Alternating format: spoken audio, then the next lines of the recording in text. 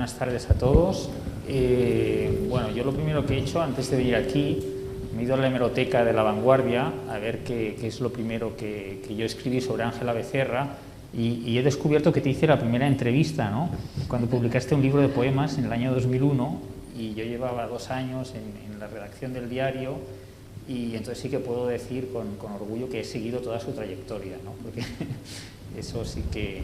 además, buscando en la hemeroteca, uno ve que antes de ese libro del 2001 tú salías más en la sección de economía y en una sección que se llamaba el periscopio empresarial, como digamos en tu vida anterior a la literaria, ¿no? Yo creo que algún día hoy es la mejor novela que ha escrito Ángela.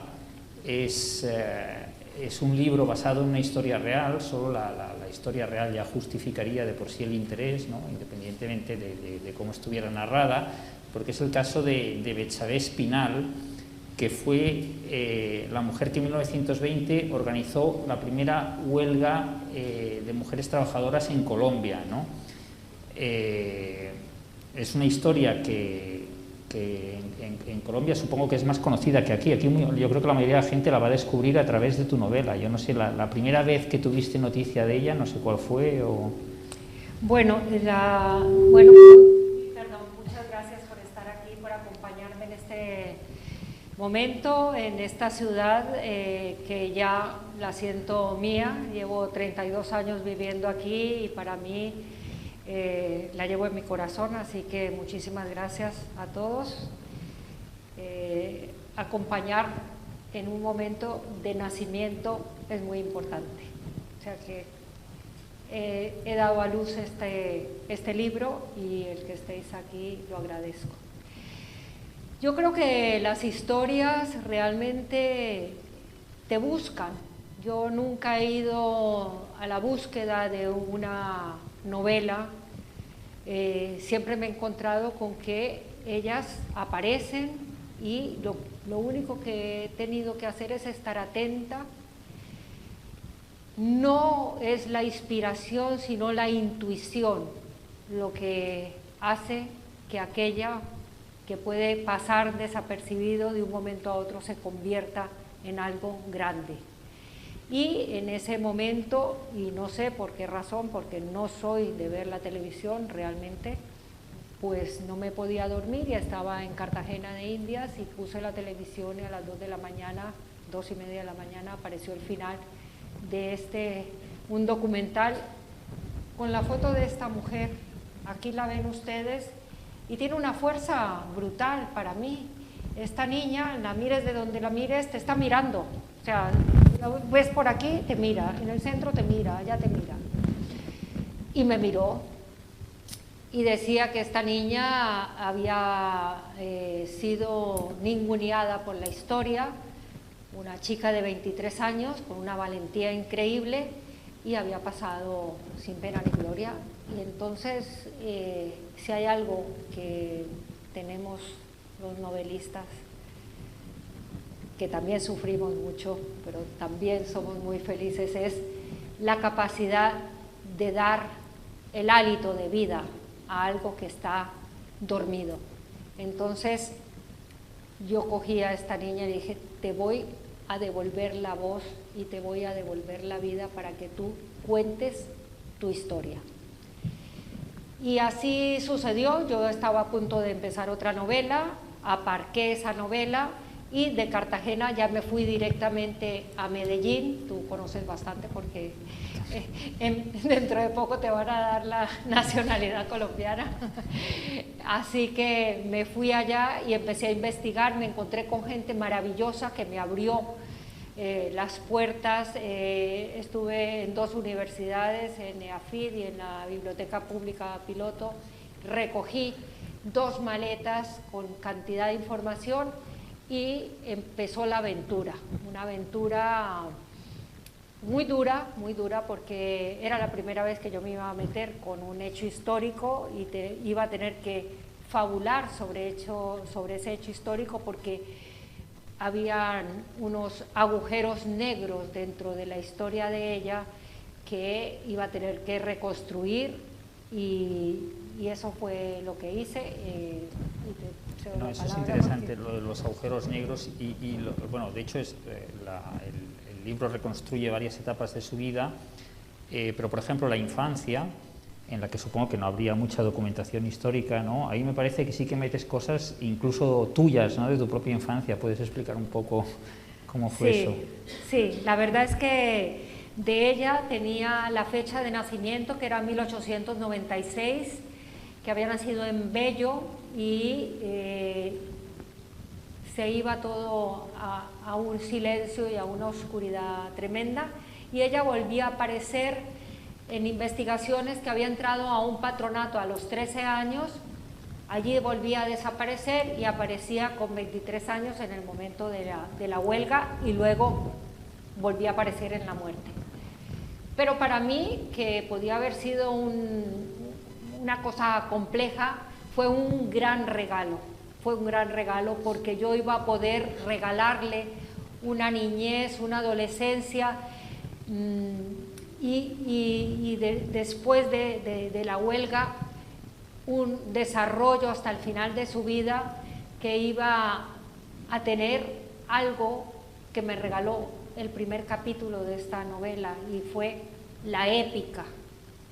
Yo le iba a poder dar una historia épica a esta niña, porque no podía ser de otra manera, porque esta niña, si había sido la primera en liderar esa huelga con esas 400 obreras entre 11 y 25 años, porque hay que decir que esas eran las edades que tenían estas niñas, no podía tener una niñez, una adolescencia pasada por agua, no. Ella tenía que demostrar que desde pequeña había tenido la fuerza y esa valentía y esa rabia por ser.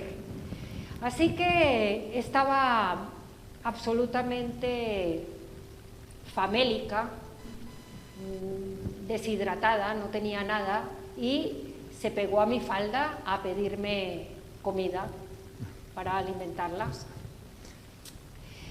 Y yo no sabía cómo iba a empezar eso, y le tengo que agradecer a Betsabe, porque me llevó a escarbar y a levantar del fondo recuerdos, y me di cuenta de que habían recuerdos que podían encajar con ella perfectamente, porque yo había vivido una niñez, yo vengo de una familia pobre, y lo digo con un orgullo tremendo, somos 7 hermanos que hemos luchado en la vida para salir adelante, y mi madre, vivíamos delante de un monte, y mi madre, la distracción para nosotros era: váyanse al monte a jugar. En el monte a jugar era ir descalzos, embarrarse, recoger renacuajos, subirnos a los palos de mango, meternos al río, hacer el columpio al vuelo, que eran con lazos, y toda esa vegetación y esos pájaros y todo eso que a mí me cautivaba, porque además era una niña bastante silenciosa, se quedó dentro de mí, y pensé: esto se lo voy a dar a Betsabe. Y a ella le gustó, pues le gustó tanto que entonces me regaló el primer capítulo. Entonces ella nace de bruces en el barro, se queda sumergida en el barro, en una tempestad brutal. Puedo decir, porque es la primera página, que sale del barro, pero ya sale impregnada de naturaleza, y esa naturaleza la va a acompañar con una magia que va a ir estando alrededor de la novela.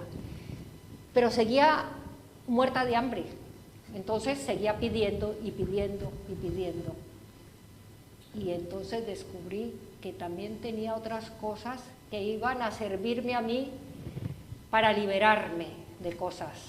Unas monjas malísimas que tuve, malísimas. Entonces, en el patronato, que está regido por monjas, le regalo a Sor Rosamunda, que ella llama Sor Inmunda. Que en el infierno esté esta señora. porque fue mala, pero mala, bullying, hacía bullying. En esa época no existía ese nombre. Y no, quiero que sigas tú, porque es que si no, yo no paro. Está impregnada de naturaleza ya cuando nace, pero luego también hay detalles, no sé, por ejemplo, lo de comer tierra, que todos recordamos de 100 años de soledad. ¿Eso es un homenaje a la ficción o...? Bueno, es que la tierra de Colombia sabe muy bueno. Es una tierra roja que sabe muy bueno. Bueno, yo creo que en Colombia todos los niños hemos comido tierra, o casi todos. Pero yo además comía jabón azul, porque me encantaba el olor del jabón azul. Todavía no puedo oler el jabón azul porque me dan ganas de comerlo. Aquel jabón que quedaba así como planito después de haber mi mamá haber frotado mucho, quedaba muy finito, ese iba para mí. Luego salían burbujas.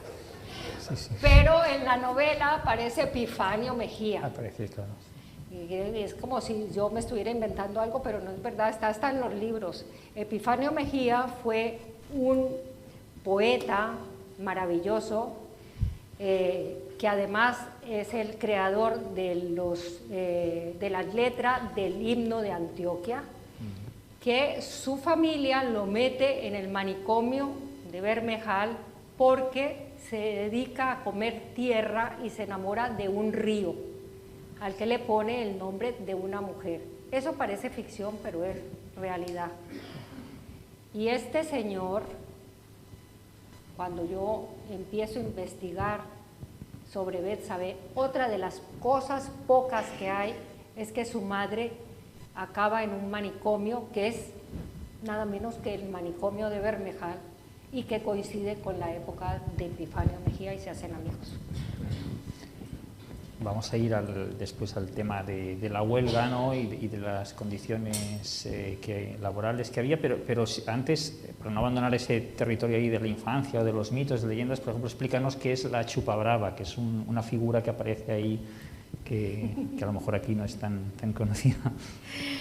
Bueno, no es conocida porque yo me la inventé, pero si la gente se la creyó, pues existe. Sí, sí. Eso es, realmente las cosas, si el escritor se las cree y el lector se las lee, se las cree, entonces son verdad.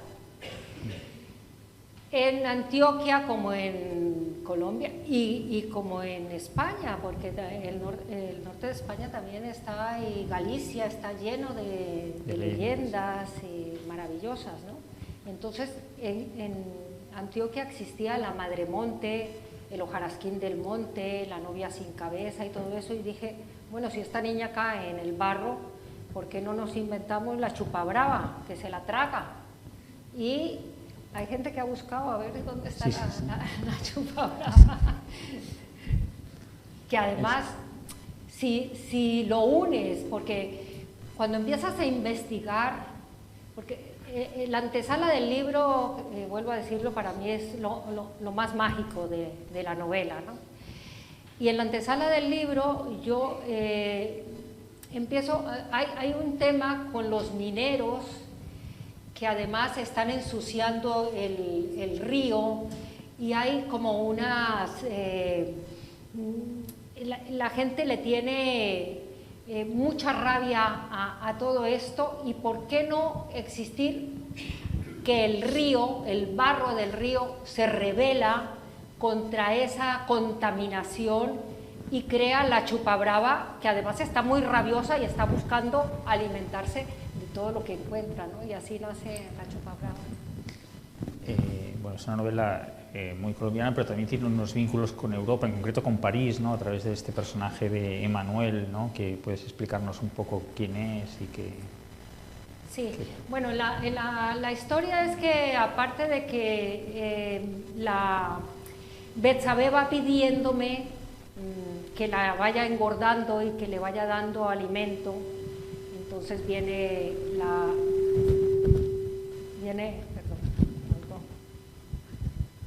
esta Betsabé ahí metida, viene pidiéndome, y entonces en la adolescencia pues yo vuelco toda rabia, esa frustración, alguna que también viene de mi adolescencia, pero ella me pide una amiga hermana, que es importantísima dentro de la novela, pues que es la que crea ese monumento tan grande a la amistad, una amistad que es capaz del sacrificio, que es capaz de darlo todo y que las ayuda a caminar en la vida, porque estas dos niñas que nacen en el mismo momento, cada una en un estrato social totalmente diferente, sin embargo están unidas por algo tremendo, que es que son huérfanas de madre, teniendo las madres vivas, porque ellas las están rechazando en su condición de mujeres. Eso por un lado. Y por el otro está el hecho de que como mujeres están subordinadas, son como ciudadanos de segunda. Y aunque cada una tiene que desempeñar su papel como ciudadano de segunda, como mujer en la sociedad a la que pertenecen, eso también las une. Pero luego, este personaje, porque lo bonito de cuando estás escribiendo una novela es que la novela está viva y la novela te va pidiendo y tienes que pactar con ella. Es muy mágico, porque tú crees que ya lo tienes todo y de repente te dice: no estoy completa, aquí me falta el amor. Y entonces aparece Emmanuel. ¿Y de dónde aparece Emmanuel? Pues Emmanuel aparece del otro lado del charco, ya no está en Colombia, sino que está en esa Europa efervescente, esa Europa que está gestando una revolución artística, en donde toda esta gente está marginada y sin embargo están efervescentes y están dando un cambio tanto artístico como social. Y allí está Emmanuel. Y entonces hay un juego que también se le permite al novelista, y es adelantar en el tiempo personajes que podrían estar encajados perfectamente allí, ¿no? Sí, hay algún pequeño decalage, ¿no? de algún personaje. Está Saint Chagall, por ejemplo, Brancusi, Picasso, Frida Kahlo, Simone Weil, ¿no? Sí. Ahí hacen todos o cameos o alguno, incluso algo más que un cameo, ¿no? Porque sí, sí. algunos más. Simone Weil, en este caso, que es una filósofa maravillosa, defensora de los derechos humanos, que además se infiltra en una fábrica textil, más adelante en una fábrica, no textil, sino de ensamblaje de autos, para ver cómo se explota a la mujer. Entonces ella le inocula a Emmanuel esa igualdad. Y él, en la atmósfera en que se mueve, porque él tiene un punto de filósofo, un punto de poeta, un punto de revolucionario, está renunciando y detesta la vida burguesa en la cual está. Entonces adquiere todos estos conocimientos y se eleva como hombre, está a otro nivel. Ya no es el hombre que está pidiendo a la mujer el sometimiento, sino que está a otro nivel. Ese tipo de hombre quería que estuviera dentro de la novela. Y la hermana de Leche, que se llama Capitolina, tienen la figura de la madre ausente, pero digamos que el padre tampoco a veces ayuda mucho, ¿no? Porque puedes explicar un poco las manías que tiene el padre, y si, a lo mejor no sé si se ha inspirado eso también en algún caso real o no. Bueno, el tema de Conrado Mejía, hay muchos personajes. Mira, cuando yo escribí mi primera novela, que fue de Los amores negados, yo me metí a estudiar todo el manual de psiquiatría y me quedé alucinada y asustada, porque empecé a ver personajes amigos, o sea, a cada uno le veía podía clasificarlo en alguna de estas enfermedades, entre comillas, ¿no? El tema de Conrado tiene un TOC, es un trastorno obsesivo compulsivo. Él tiene una fijación de que todo lo que le va a ir bien tiene que empezar por la letra C. Entonces así bautiza a todas sus hijas con la letra C. Su mujer, que era Séfora con S, en Colombia la S y la C, que no se diferencian de manera fonética, ella decide cambiarse y ponerse Séfora con C, porque ella ya se ha enamorado de él y dice, si yo le digo que es con S no me quiere, entonces con C. Y ya tengo un personaje que no es que tenga ese trastorno, pero tiene obsesión por los diccionarios. Él tiene una obsesión por los diccionarios y por buscar la letra C. Me entrevistó en Cartagena. Ah, sí, bueno, ya sabemos entonces. Sí. Sí. Y él colecciona compulsivamente diccionarios. Y un poco de eso hay allí, ¿no? Aunque no es el trastorno de C, ¿no? Es más la colección de los diccionarios. Pero bueno, el que cada personaje vaya teniendo un perfil propio es algo que te abre universos. Cuando tú los estás perfilando, no te imaginas lo que llega a abrirse, ¿no? Salvo cuando empiezas y dices, ¡oh! Y si me voy, es como si abrieras una puerta secreta, y si me voy por aquí, ¡wow! De repente aparecen unos tesoros y unos cofres increíbles. Y bueno, hay esa historia de amor tan potente con Emmanuel, pero bueno, ya el mismo tema de el hecho de haberla escogido a ella como personaje ya implica pues el carácter de denuncia que también tiene el libro, ¿no? Vamos a evocar un poco cómo era esa fábrica donde ella trabajaba, porque a veces cuesta un poco hacerse la idea, parece un poco dickensiana, ¿no? Con esas condiciones ahí tan duras, ¿no? Uno puede sospechar si has cargado las tintas en eso. Sí. No, la realidad supera la ficción en este caso, de verdad que es increíble. Yo pude estar en la fábrica que ahora pertenece a Mitsubishi, pero que se conserva todo lo que es la estructura perfectamente. Obviamente el suelo ya no es, ahora está asfaltado y ya es otra cosa, pero en ese momento te lo puedes imaginar, de polvo y barro. Es una ciudad donde hace muchísima humedad, fría. En esa época acababa de pasar la guerra de los 1000 días en Colombia, y habían quedado muchas mujeres viudas y muchas niñas huérfanas, así como niños. Y es la oportunidad, porque además coincide con el florecimiento de la empresa, ¿no? Y entonces se crea esta fábrica textil y empiezan a buscar mano de obra barata y que además sea delicada para poder manejar los telares y conseguir hilanderas a muy bajo precio.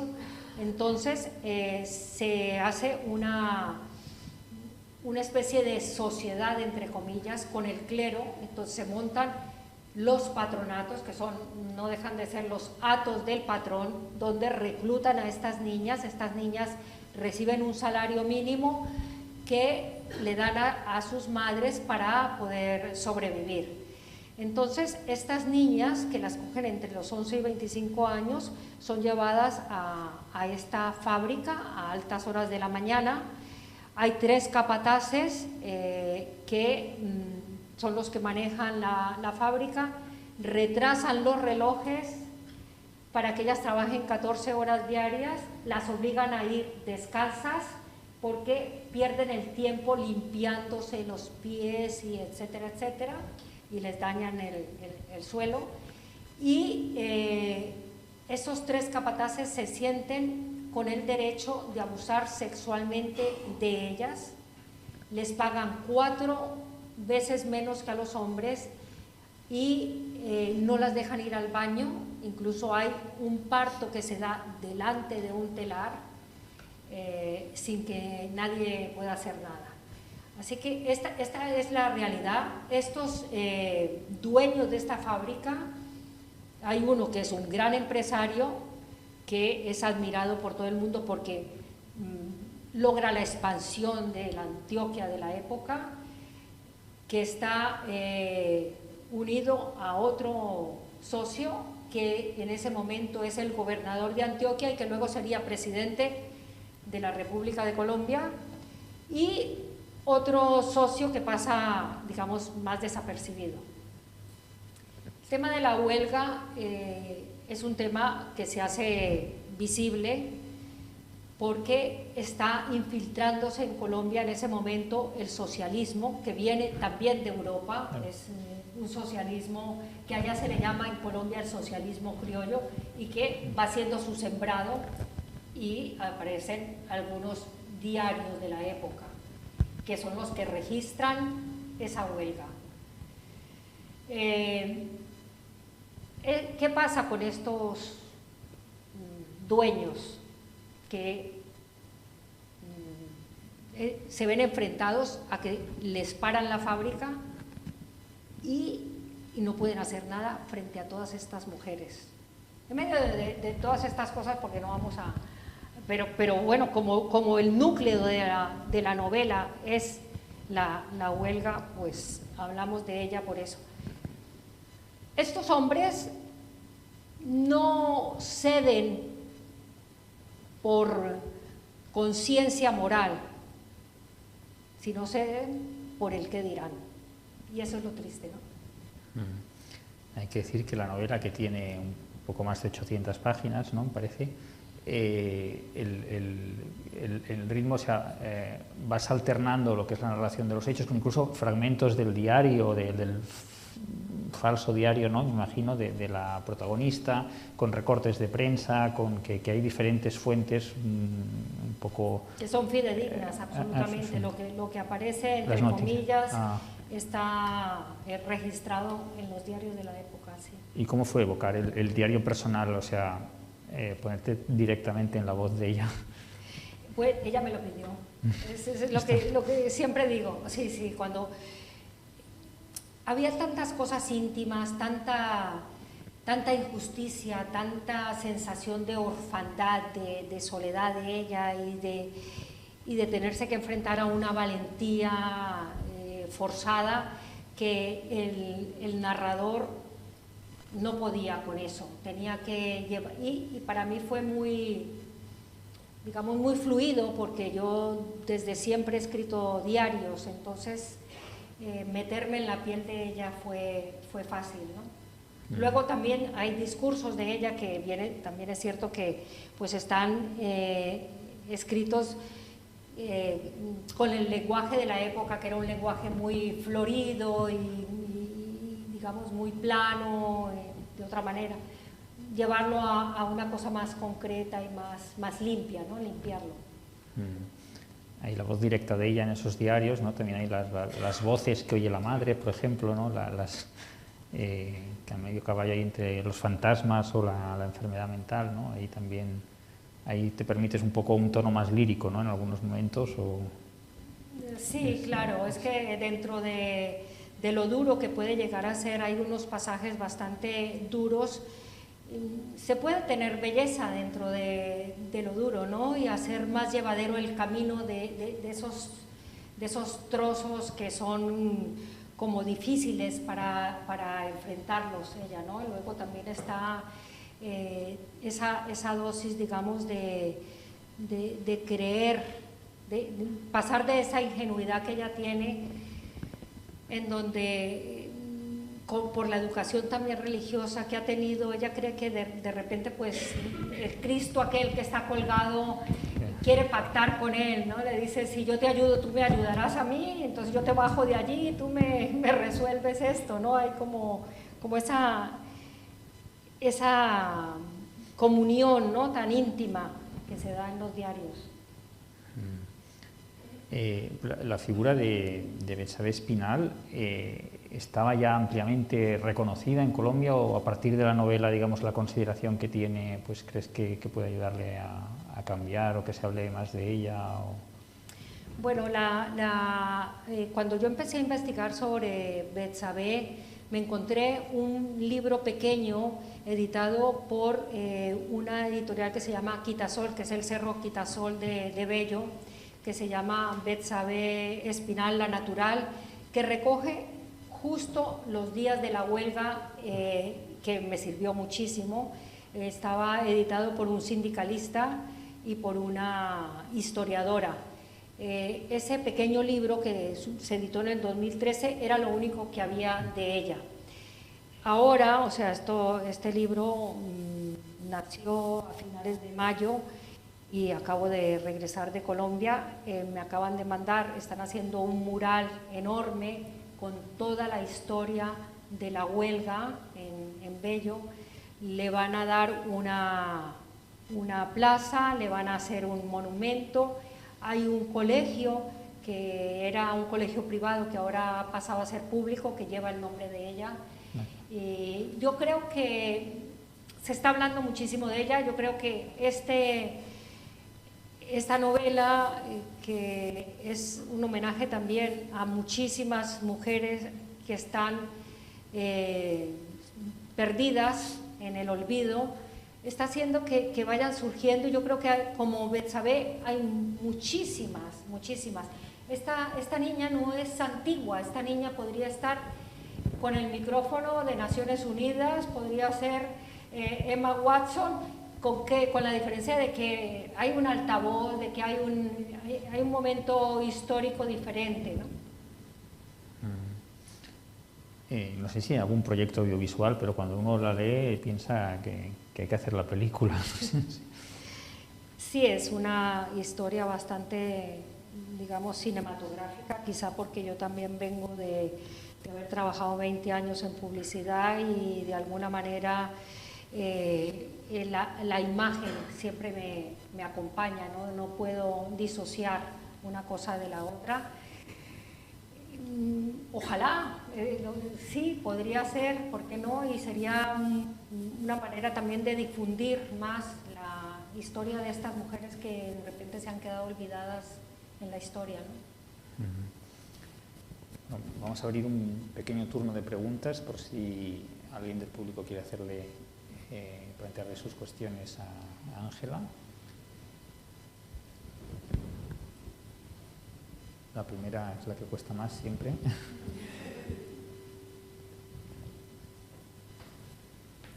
¿Está contemplando la posibilidad de hacer una película?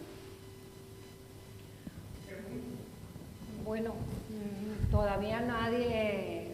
¿Me vas a proponer algo? No, todavía no, pero... Voy a hacer una pregunta de otra manera, no sé si te ha pasado por la cabeza la idea. Claro que la idea se me ha pasado por la cabeza, pues no, yo vengo del mundo audiovisual desde hace muchísimos años y la veo muy cinematográfica, pero otros tienen que verla también. Bueno, la verdad es que para incluir todo lo de la novela sería más necesaria una serie, ¿no? Una serie. Creo que, o una película de 4 horas, por lo menos, ¿no? Es como... No, yo la veo más serie, Más serie, ¿no? sí. Sí. Allá hay...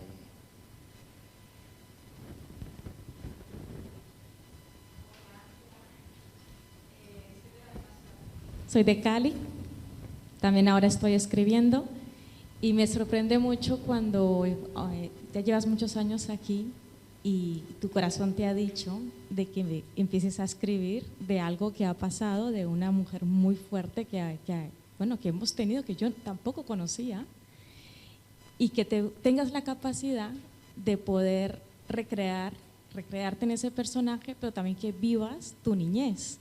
Ahora que hablabas de comer tierra, yo me reí aquí sola porque también he comido tierra, también he comido jabón, el puro o el jabón rey, nos daba por ahí, o los trozos de pared, cosas así, ¿no? Entonces me hacía mucha gracia eso y nada, felicitarte por todo lo que estás haciendo y por sacar en alto a una mujer tan fuerte que en estos tiempos viene bastante bien y más que venga de Colombia, ¿no? Felicidades. Bueno, muchas gracias y sigue escribiendo. Ángela, hola, soy Ramón, bueno, ya nos conocemos. Cuenta, o sea, me gustaría que explicaras eso que hemos intuido que dices que los personajes, bueno, dices que te piden cosas.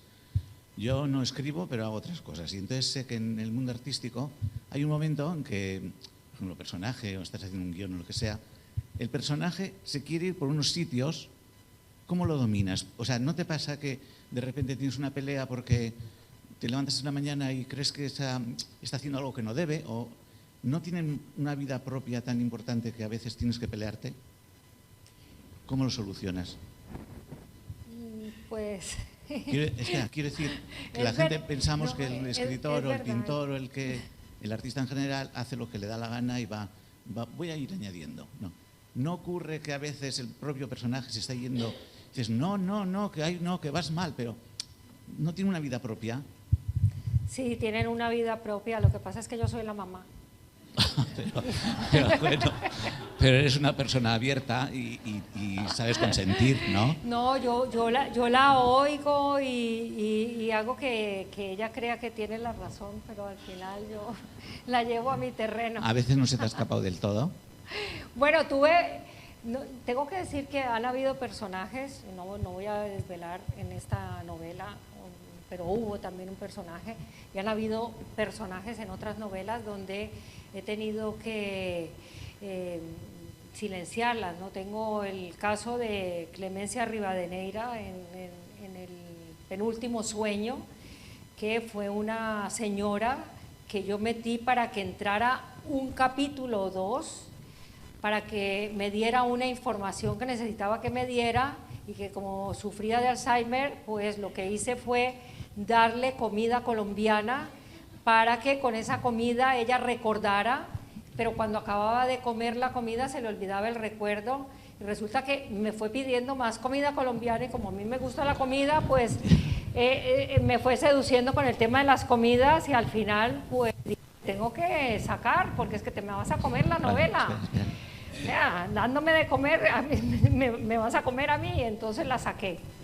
Luego, es verdad que al final, porque estaba en la puerta y no se iba timbrando y timbrando, pues le volví a abrir la puerta y la dejé entrar otra vez, pero ya casi al final de la novela, ¿no?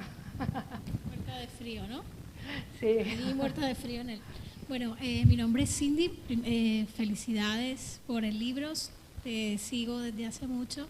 Cuando decías, ¿no?, el tema de lo del manual de psiquiatría, pues yo me dedico a la psiquiatría y decía, es cierto, cuando empezamos a leer de psiquiatría, psiquiatrizamos a todo el mundo. Bueno, mi pregunta es, bueno, yo también como ella nunca había escuchado de este personaje, ¿no? Es una mujer bastante importante para la historia, no solo de Colombia, sino en el mundo ahora, en estos tiempos donde las mujeres pedimos mucha igualdad en todos los sentidos, ¿no? Entonces yo quería preguntarte si la historia, has dicho, ¿no?, has comentado que era en un documental, entonces no lo sé si nos podrías decir si fue a nivel nacional, no sé, en uno de estos canales que tenemos, o fue más regional allí en Medellín, porque realmente nunca había escuchado de...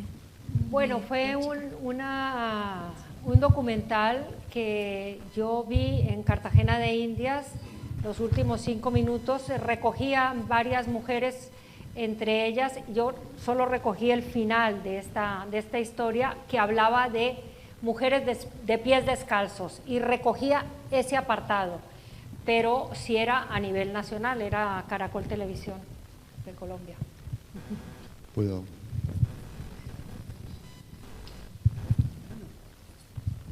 Ángela, ¿qué clase de fábrica era en la que estaban estas niñas? ¿Fábrica de qué? ¿Qué tipo de fábrica era esas 400 mujeres? Sí, esta era una fábrica, era fábrica de tejidos de vello de Antioquia. Cuando yo acabo la novela, cambio los nombres de los dueños, porque los descendientes no tenían por qué sufrir las injusticias de sus antecesores, así que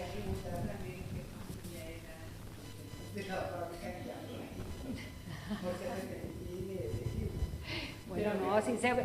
Mira, todo el mundo sabe. No, pero en ese tiempo también, como sucede en Cali, la Sí. fábrica, por ejemplo, de la azúcar, Sí, también ellos tenían una fábrica, pero al mismo tiempo... No, que tenían la fábrica de los dulces de azúcar, pero al mismo tiempo hacían como un pueblo con colegios y con...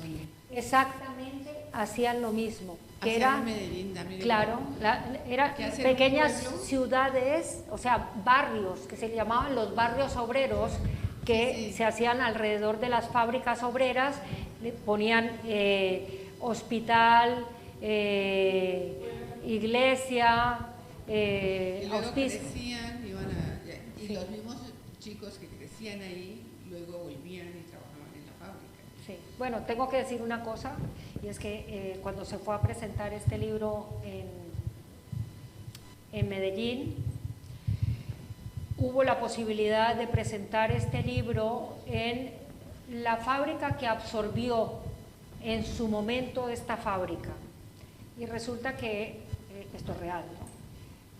El bisnieto del susodicho vetó la presentación en esa fábrica. O sea que todavía lloran por la herida. Aunque no tienen nada que ver ellos, pero sí, la vetaron. Ya se tejido. Sí. Porque tú cambias el nombre, pero también la ubicación, ¿no? O no. No, O la ubicación es la exacta, esa, exacta sí. donde estaba. Ah, Sí, vale. le O sea, llamaban la fábrica de arriba. Se puede Ya distinguir. existe. Se puede encontrar, entonces, Claro, según las claro, indicaciones claro. que das. Sí. Sí.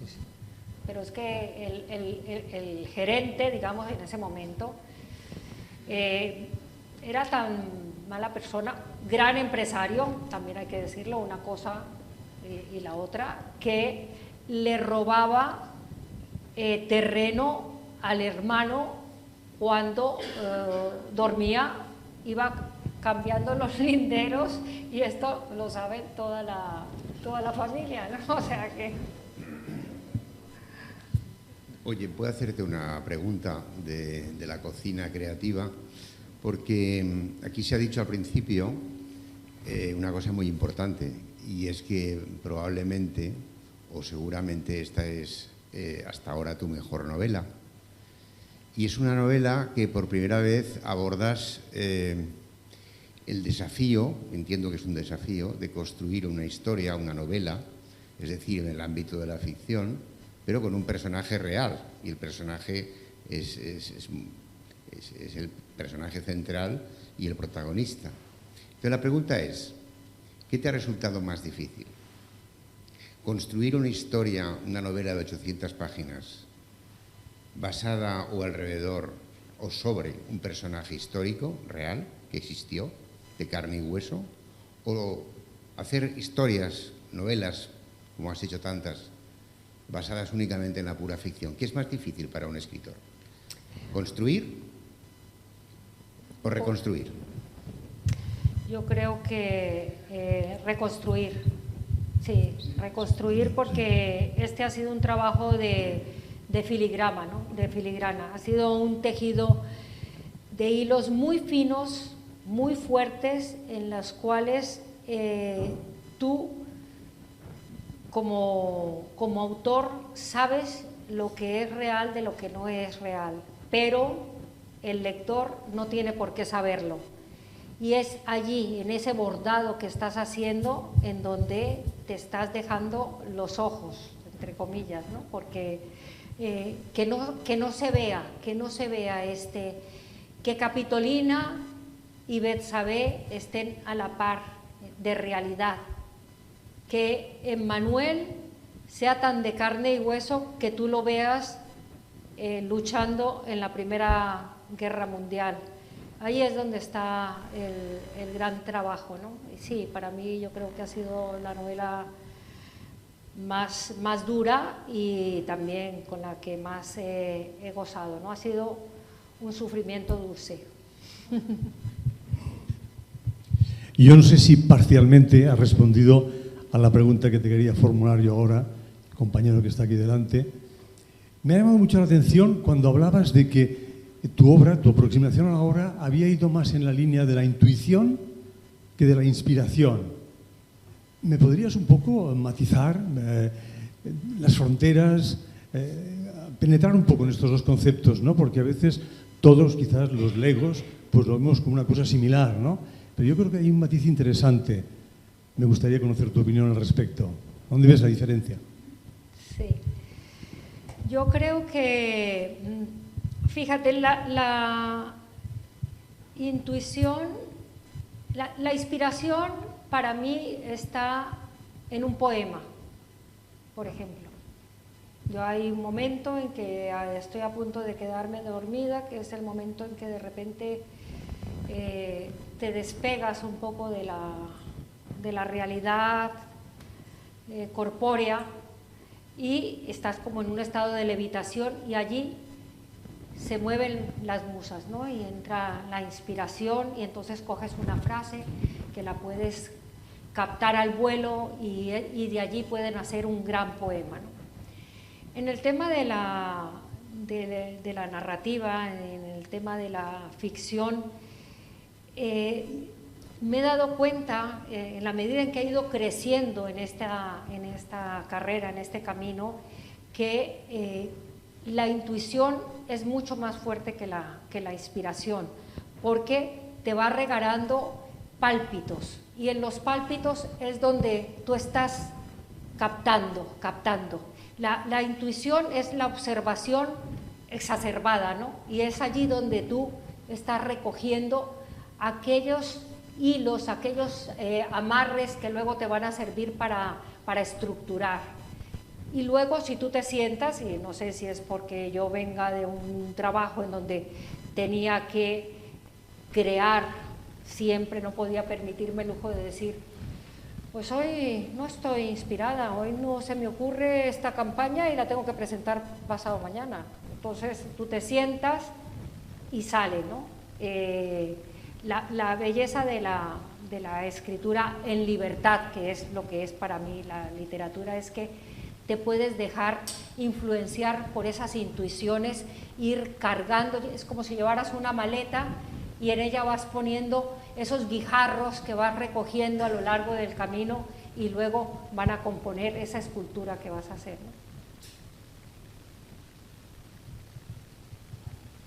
Buenas noches y muchas felicidades por un texto tan necesario como bello. Quería hablar de un aspecto y hacerte una pregunta, un aspecto que tal vez se ha tratado, pero quizá más tangencialmente, ganados un poco por el argumento del texto, de una gran raigambre ética, moral, incontestable, ¿no?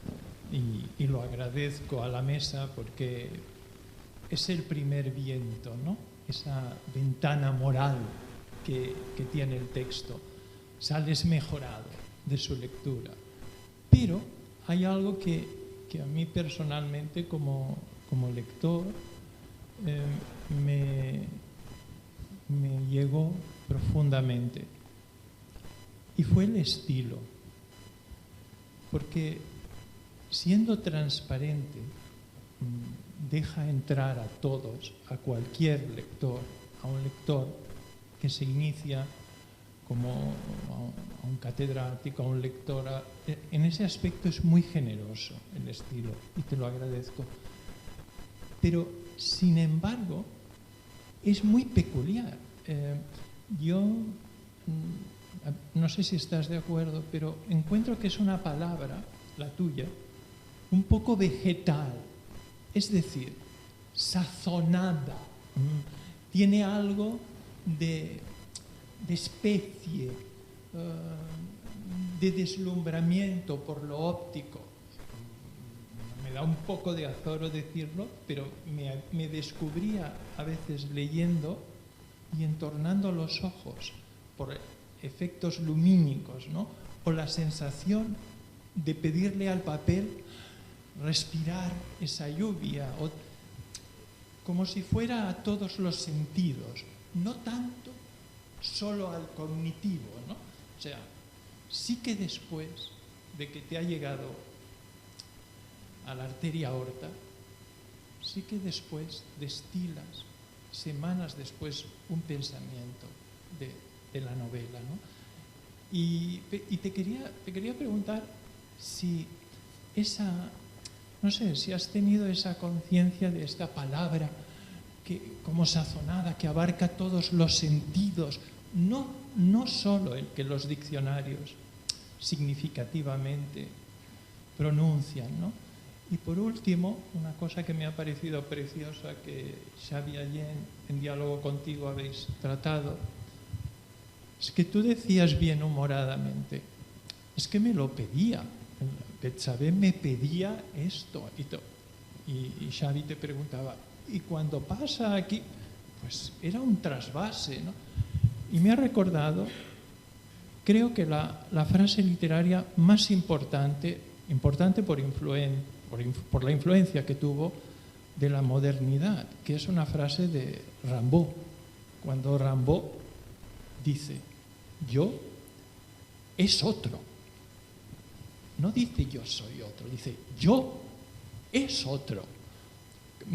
Cuando tú hablabas de ese trasvase, yo pensaba que con ese estilo peculiar tú le cedías a ella algo que ella necesitaba, saltando por la causa tiempo, siglos, y ella te cedía a ti algo que a mí como lector me parecía urgente. Tú has hablado de tu infancia y que tú necesitabas darle también. Sí, era una necesidad mutua.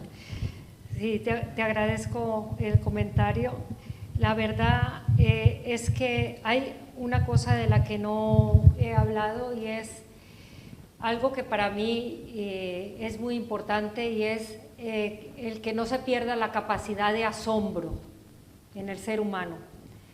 Creo que en este momento de tanta tecnología y de tanta inmediatez estamos perdiendo la capacidad de emocionarnos, la capacidad de espera, que es tan bonita, que es la que nos hace crear, la que nos hace imaginar, soñar. Todo eso se está perdiendo. Y yo necesito asombrarme con lo que escribo, necesito meterme y soñar. Y necesito, cuando lo hago, que ese espacio, porque hay una parte del escritor que tiene que, aunque no quiera, estar ligada a una parte que es el lector. Ese lector, esa lectora que hay dentro de mí está pidiendo a gritos asombrarse. Y en ese trayecto que yo estoy haciendo, me estoy dando gusto a mí y a ella, que es la lectora, que va a terminar siendo los lectores, ¿no? Que se nos olvide un rato el móvil, que tengamos la capacidad de oler, de saborear, de meternos en esa humedad que tiene el libro, porque el libro está lleno de verde, de tierra, de pájaros, de flores, que podamos sumergirnos allí, que podamos discurrir ese río Magdalena de chocolate, donde hay micos, donde hay caimanes, donde hay prostitutas, donde hay una algarabía de loros y donde incluso pueden llegar a aparecer personajes de otra novela. Bueno, pues se nos ha acabado el tiempo. A ese viaje tan exótico, tan apetecible que dice Ángela les invitamos, y los que quieran, pues la autora les dedicará ejemplares de la novela ahora mismo.